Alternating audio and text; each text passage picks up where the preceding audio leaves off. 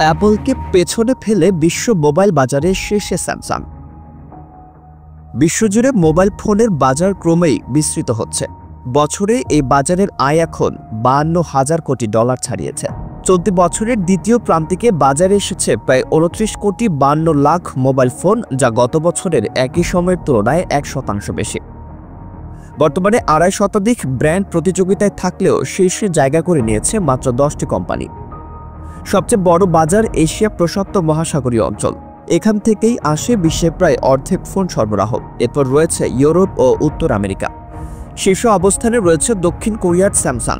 বৈশ্বিক বাজারে এর অংশ প্রায় 20%।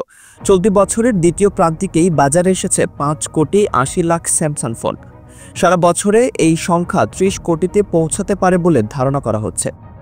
দ্বিতীয় অবস্থানে রয়েছে যুক্তরাষ্ট্রের অ্যাপল। বাজারে এর অংশ 15.7%। শুধু দ্বিতীয় প্রান্তিকেই সরবরাহ করেছে 4 কোটি 64 লাখ আইফোন। পুরো বছরে সংখ্যা ছাড়িয়ে যেতে পারে 22 কোটিরও বেশি। চীনা ব্র্যান্ডগুলোর মধ্যেও তীব্র প্রতিযোগিতা চলছে। এগিয়ে রয়েছে শাওমি, যার বাজার অংশ 14%-এর বেশি।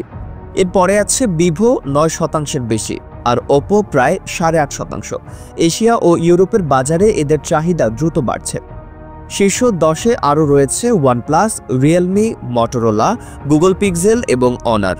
এদের মধ্যে রিয়েলমি বিশেষ জনপ্রিয় তরুণদের কাছে গেমিং উপযোগী ফোনের কারণে। অন্যদিকে মটোরোলা ভাঁজ করা যায় এমন ফোন দিয়ে আবারও আলোচনায়। আর কৃত্রিম বুদ্ধিমত্তা দিয়ে নির্ভর ফিচার দিয়ে জায়গা করে নিচ্ছে গুগল পিক্সেল। প্রযুক্তি বিশেষজ্ঞদের মতে স্যামসাং ও অ্যাপল প্রিমিয়াম ফোন বাজারে নেতৃত্ব বজায় রাখলেও সাশ্রয়ী দামে উদ্ভাবনী প্রযুক্তি দিয়ে চীনা ব্র্যান্ডগুলো দ্রুত বিস্তার ঘটাচ্ছে।